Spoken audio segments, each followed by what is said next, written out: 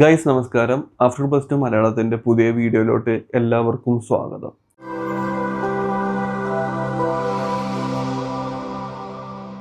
Already നമ്മുടെ ചാനലിൽ കേരളത്തിലെ ഏറ്റവും ബെസ്റ്റ് ഗവൺമെൻറ് നഴ്സിംഗ് കോളേജുകളുടെ വീഡിയോയും കേരളത്തിലെ ബെസ്റ്റ് സെൽഫ് ഫിനാൻസ് നഴ്സിംഗ് കോളേജുകളുടെ വീഡിയോയും അപ്ലോഡ് ചെയ്തിട്ടുണ്ട്.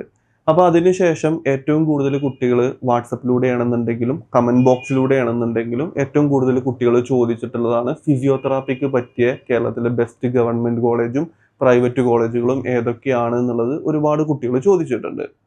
അപ്പോൾ അതിൻ്റെ അടിസ്ഥാനത്തിലാണ് ഇന്ന് ഈ വീഡിയോ ക്രിയേറ്റ് ചെയ്യുന്നത്. കുറച്ച് ഷോർട്ടായിട്ടുള്ള വീഡിയോ ആണ്.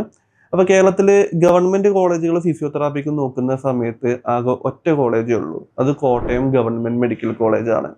കോട്ടയം ഗവൺമെൻറ് മെഡിക്കൽ കോളേജ് എങ്ങനെയുണ്ടെന്ന് നോക്കുകയാണെന്നുണ്ടെങ്കിൽ അവിടെ പഠിക്കുന്ന സ്റ്റുഡൻസിൻ്റെ അഭിപ്രായത്തിൽ അത് നമുക്കിപ്പോൾ ആരാണ് സത്യത്തിൽ കോട്ടയം ഗവൺമെൻറ് മെഡിക്കൽ കോളേജിൽ ഫിസിയോതെറാപ്പി എടുക്കേണ്ടതെന്ന് ചോദിക്കുകയാണെന്നുണ്ടെങ്കിൽ +2 നല്ല മാർക്ക് ഉണ്ട്. ഇൻഡെക്സ് മാർക്ക് 300 ഉള്ള കുട്ടികൾ, അതായത് വളരെ കുറഞ്ഞ ഫീസ് എന്ന് പറയുമ്പോൾ ഒരു 25,000 രൂപയുടെ താഴെ വാർഷിക ഫീസ് വരുള്ളൂ പാരാമെഡിക്കൽ കോഴ്സുകൾക്ക്. അപ്പോൾ 25,000 രൂപയുടെ താഴെ എന്ന് പറയുമ്പോൾ 4 വർഷത്തെ കോഴ്സ് ആകുമ്പോൾ 1 lakh ഉള്ളിൽ നമുക്ക് പഠിച്ചിറങ്ങാൻ പറ്റും. ഹോസ്റ്റൽ ഫീസ് ആണെന്നുണ്ടെങ്കിലും മെസ് ഫീസ് ആണെന്നുണ്ടെങ്കിലും വളരെ കുറവായിരിക്കും ഗവൺമെൻറ് സ്ഥാപനമാകുമ്പോൾ.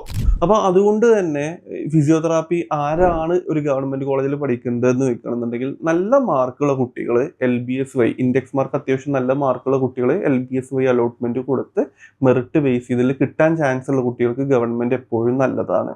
പക്ഷേ അതിലുള്ളൊരു ചോദ്യം എന്താണെന്ന് ചോദിക്കുകയാണെന്നുണ്ടെങ്കിൽ നിങ്ങൾ ആദ്യം ഈ ഒരു വീഡിയോ ഒന്ന് കണ്ടു നോക്കുക.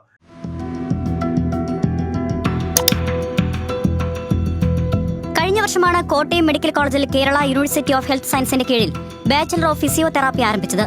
ഇപ്പോൾ 2 ബാച്ചുകളിലായി 60 വിദ്യാർത്ഥികൾ പഠിക്കുന്നു. ഓൾഡ് ഫാർമസി ബിൽഡിംഗിലെ ക്ലാസ് മുറികൾ അപകടാവസ്ഥയിലാണ്. കൂടാതെ പൊട്ടിപ്പൊളിഞ്ഞ കസേരകളിൽ ഇരുന്നാണ് വിദ്യാർത്ഥികൾ പഠിക്കുന്നത്. ശുചിമുറിയുടെ അവസ്ഥയും പരിതാപകരം.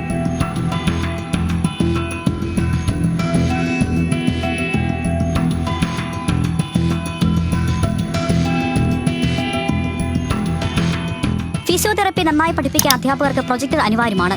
അതും ക്ലാസ് മുറികളിൽ ഇല്ല. അതുകൊണ്ട് തന്നെ പവർ പോയിന്റ് പ്രസന്റേഷന് പകരം ബോർഡിൽ എഴുതിയാണ് അധ്യാപകർ പഠിപ്പിക്കുന്നത്.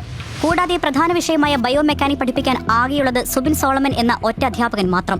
2 ബാച്ചിലെ വിദ്യാർത്ഥികളെ പഠിപ്പിക്കുന്നത് കൂടാതെ ലാബും ഈ അധ്യാപകൻ തന്നെ കൈകാര്യം ചെയ്യണം. അതിന്റെ അഫിലിയേഷൻ തന്നെ ഉണ്ടാവോ ഇല്ല എന്നുള്ള കാര്യത്തിൽ ഇപ്പോൾ ഡൗട്ടാണ്. അപ്പോൾ ഞങ്ങൾക്ക് സ്റ്റേറ്റ് കൗൺസിലൊക്കെ രജിസ്റ്റർ ചെയ്യണമെങ്കിൽ ഇവിടെ ഫാക്കൽറ്റീസ് ഉണ്ടായാലേ പറ്റുള്ളൂ. അതുണ്ടെങ്കിൽ നമുക്ക് ഭാവിയിൽ ജോലി ചെയ്യാനുള്ള കാര്യങ്ങൾ ഉണ്ടാവുള്ളൂ. അപ്പോൾ അത് തന്നെ ഡൗട്ടിലായിട്ടാണ് ഞങ്ങൾ നിൽക്കുന്നത്. കേരളത്തിൽ തന്നെ ഒരേ ഒരു കോളേജാണ് ഇവിടെ ഉള്ളത്. അപ്പോൾ നമ്മൾ അത്രയും മാർക്ക് വാങ്ങിയാണ് ഇവിടെ വന്നേക്കുന്നത്. നമ്മളിവിടെ വരുന്ന സമയത്ത് നമുക്ക് അറിയില്ല ഇങ്ങനെയുള്ള പ്രശ്നങ്ങളുള്ളത്. പിന്നെ ക്ലാസ് എടുത്ത് കഴിയുമ്പോഴാണ് ഓരോ പ്രശ്നങ്ങൾ അറിഞ്ഞുകൊണ്ടിരിക്കുന്നതും പഠിച്ചിറങ്ങുന്ന ആരും തന്നെ ഇങ്ങനെയാണെന്നുള്ള കാര്യം അറിയുന്നത്. ആരോഗ്യമന്ത്രി കെ മുരളീധരൻ കോട്ടയം മെഡിക്കൽ കോളേജിൽ എത്തിയപ്പോൾ വിദ്യാർത്ഥികൾ പരാതി നേരിട്ട് അറിയിച്ചു.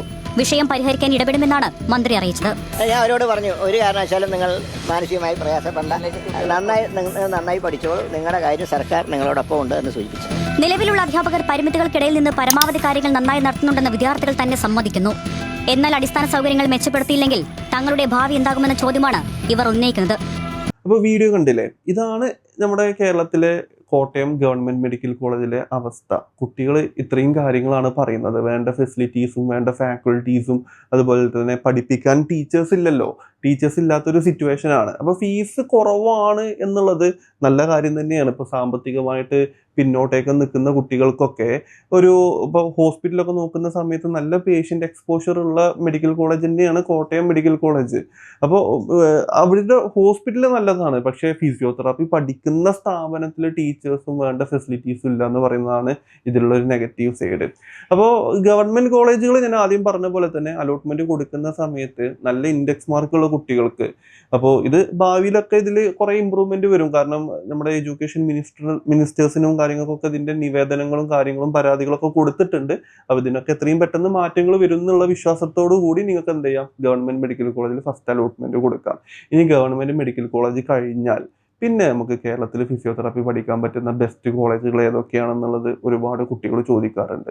അപ്പോൾ കേരളത്തിൽ ഗവൺമെൻറ് മെഡിക്കൽ കോളേജുകൾ ഇല്ലെങ്കിൽ പ്രൈവറ്റ് മെഡിക്കൽ കോളേജസ് നമുക്ക് ഓപ്റ്റ് ചെയ്യാം. അതിൽ ഒന്നാമത് doctor Somervell memorial medical college ഉണ്ട്. CSI മെഡിക്കൽ കോളേജ് വരുന്നുണ്ട്, ട്രിവാൻഡ്രത്താണ് വരുന്നത്. അതും ഒരു മെഡിക്കൽ കോളേജ് സ്ഥാപനമാണ്. അതുപോലെ തന്നെ ശ്രീ ഗോകുലം മെഡിക്കൽ കോളേജ് വരുന്നുണ്ട് തിരുവനന്തപുരം, അതും നല്ല മെഡിക്കൽ കോളേജാണ്. പിന്നെ KMCT മെഡിക്കൽ കോളേജ് മുക്കം വരുന്നുണ്ട്, അവിടെയും BPT ഫിസിയോതെറാപ്പിക്ക് സീറ്റ് അവൈലബിൾ ആണ്. അതാണ് പ്രൈവറ്റിൽ വരുന്ന 3 മെഡിക്കൽ കോളേജുകൾ. ഇനി 4ാമത് വരുന്ന സമയത്ത് അഞ്ചരക്കണ്ടി മെഡിക്കൽ കോളേജ് വരുന്നുണ്ട്. കണ്ണൂർ മെഡിക്കൽ കോളേജ് എന്നാണ് പറയുന്നത്, അഞ്ചരക്കണ്ടിയാണ് വരുന്നത്. അതും ഗവൺമെന്റ് അല്ല, പ്രൈവറ്റ് സെക്ടറിൽ നോക്കുന്ന സമയത്ത് അതും ഒരു മെഡിക്കൽ കോളേജ് ക്യാമ്പസ് ആണ്. പിന്നെ വരുന്നത് ഹോസ്പിറ്റൽസ് ആണ്. ഇപ്പോൾ മെഡിക്കൽ ട്രസ്റ്റ് ഹോസ്പിറ്റൽ എറണാകുളത്തുള്ള വളരെ പ്രധാനപ്പെട്ട ഒരു ഹോസ്പിറ്റലാണ് മെഡിക്കൽ ട്രസ്റ്റ് ഹോസ്പിറ്റൽ. അതുപോലെ തന്നെ ലിസി ഹോസ്പിറ്റൽ വരുന്നുണ്ട് എറണാകുളത്ത്. മലപ്പുറത്തുള്ള മിംസ് കോളേജ് വരുന്നുണ്ട്, നല്ല കോളേജാണ് ഫിസിയോതെറാപ്പി പഠിക്കാൻ. കണ്ണൂരുള്ള AKG കോളേജ് വരുന്നുണ്ട്, AKG ഹോസ്പിറ്റലിൻ്റെ അണ്ടറിൽ. അതും നല്ല കോളേജാണ് AKG കോളേജ് എന്ന് പറയുന്നത്. കോപ്പറേറ്റീവ് ഹോസ്പിറ്റൽ തലശ്ശേരി വരുന്നുണ്ട്. AWH കോളേജ് കല്ലായി വരുന്നുണ്ട്. അവിടെ ഫിസിയോതെറാപ്പി ഉണ്ട്. BSLP പോലുള്ള കോഴ്സുകൾ കേരളത്തിലാകെ 6 കോളേജിലുള്ളൂ. അതിലൊരു കോളേജ് AWH ആണ്, അതും നമുക്ക് അലോട്ട്മെന്റ് കൊടുക്കാം. പിന്നെ SMEയുടെ 2 സ്ഥാപനം വരുന്നുണ്ട്. അതുപോലെ തന്നെ ലൂർദ് ഹോസ്പിറ്റലും വരുന്നുണ്ട്. ലൂർദ് ഹോസ്പിറ്റലിൽ പിന്നെയും വേറെയും ഒരുപാട് കോളേജുകളുണ്ട്. ഞാൻ കംപ്ലീറ്റ് കേരളത്തിലുള്ള കോളേജുകളുടെ ലിസ്റ്റ് ഞാൻ എന്ത് ചെയ്യാം, സ്ക്രീനിൽ കൊടുക്കാം. അപ്പോൾ ഈ ടോട്ടൽ 26 കോളേജുകളാണുള്ളത്. അതിൽ ഒരു കോളേജ് ഞാൻ ആദ്യം പറഞ്ഞ പോലെ തന്നെ ഗവൺമെന്റ് മെഡിക്കൽ കോളേജ് കോട്ടയാണ്. ബാലൻസ് 2 കോളേജ് SME വരുന്നുണ്ട്. അതല്ലാതെ വരുന്ന കംപ്ലീറ്റ് കോളേജുകളും പ്രൈവറ്റ് കോളേജുകളാണ് വരുന്നത്. അപ്പോൾ ഇതിൽ ഏത് കോളേജിൽ നമ്മൾ അലോട്ട്മെന്റ് കൊടുക്കണമെന്ന് നിങ്ങളുടെ വ്യക്തിപരമായിട്ടുള്ള താല്പര്യമാണ്. ഞാൻ ഈ പറഞ്ഞ കോളേജുകൾ അത്യാവശ്യം കുഴപ്പമില്ലാത്ത കോളേജുകളാണ്. ഇപ്പോൾ കേരളത്തിൻ്റെ ഒരു അവസ്ഥ എന്താണെന്ന് ചോദിക്കുകയാണെന്നുണ്ടെങ്കിൽ ഇതുപോലത്തെ പാരാമെഡിക്കൽ കോഴ്സുകളും മെഡിക്കൽ കോഴ്സുകളും പഠിക്കാൻ പറ്റിയ നല്ല സ്ഥാപനങ്ങൾ വളരെ കുറവാണ് എന്നുള്ളതാണ് വാസ്തവം. ഇപ്പോൾ കർണാടകയിലോട്ട് നോക്കുന്ന സമയത്ത് ഇപ്പോൾ മംഗലാപുരത്ത് തന്നെ ഇപ്പോൾ father Muller medical college, Kasturba Manipal hospital Mangalapuram, അതുപോലെ തന്നെ AJ ലക്ഷ്മി മെമ്മോറിയൽ ഹോസ്പിറ്റൽ നല്ല ഹോസ്പിറ്റലാണ്. ഇങ്ങനെ 3-4 കോളേജ് മംഗലാപുരത്ത് മാത്രമുണ്ട്. അതുപോലെ തന്നെ മണിപ്പാൽ വരുന്നുണ്ട്, ഉടുപ്പി അപ്പുറം മണിപ്പാൽ മെഡിക്കൽ കോളേജ് വരുന്നുണ്ട്. അതുപോലെ തന്നെ കസ്തൂർബ മണിപ്പാൽ മംഗലാപുരം 2 ക്യാമ്പസാണ് അവർക്കുള്ളത്. ഇനി അതുപോലെ തന്നെ മൈസൂർ ആണെന്നുണ്ടെങ്കിൽ JSS മെഡിക്കൽ കോളേജ് വരുന്നുണ്ട്. ഇന്ത്യയിലെ തന്നെ നമ്പർ 1 മെഡിക്കൽ കോളേജുകളിൽ ഒന്നാണ് JSS മെഡിക്കൽ കോളേജ്. ബാംഗ്ലൂർ നോക്കുന്ന സമയത്ത് Vydehi medical college, BGS medical college, Ramaiah medical college, Rajarajeshwari medical college പോലുള്ള ഒരുപാട് മെഡിക്കൽ കോളേജുകൾ ബാംഗ്ലൂരുണ്ട്.